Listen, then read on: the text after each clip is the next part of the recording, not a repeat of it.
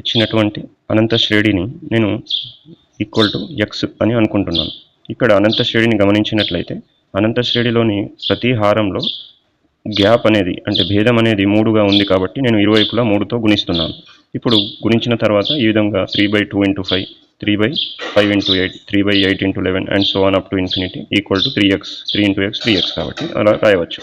ఇప్పుడు ఈ గ్యాప్ 3 ఉంది కాబట్టి నేను ఈ 3ని తీసివేసి ఇక్కడ 3కి బదులు 5 - 2, ఇక్కడ 3కి బదులు 8 - 5, ఇక్కడ 3కి బదులు 11 - 8 ఈ విధంగా రాసుకుంటూ పోతాను. అప్పుడు ఈ విధంగా వస్తాయి అనంతంగా. ఇప్పుడు ఇలా రాసినటువంటి భేదాలను నేను ఈ భిన్నాలను విడగొట్టుకుంటే 5/2 × 5, 2/2 × 5 ప్లస్ 8/5 × 8 మైనస్ 5/5 × 8 ప్లస్ 11/8 × 11 మైనస్ 8/8 × 11 ఈ విధంగా అనంతంగా రాసుకుంటూ పోవచ్చు.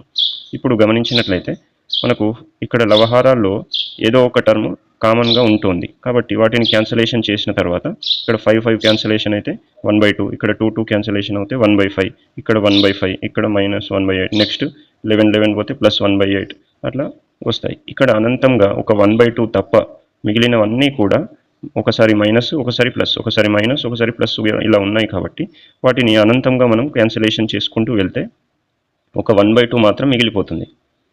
అప్పుడు మిగిలినవన్నీ క్యాన్సిల్ అవుతాయి, సో 0 అయిపోతాయి అన్నట్టు. సో 1/2 = 3x అని రాసుకోవచ్చు. ఇప్పుడు x యొక్క విలువ ఏమవుతుంది? ఈ 3ని అటు పంపిస్తే 2 × 3 1/6 అవుతుంది. కాబట్టి ఈ అనంత శ్రేణి యొక్క విలువ ఇప్పుడు 1/6కి సమానం అవుతుంది.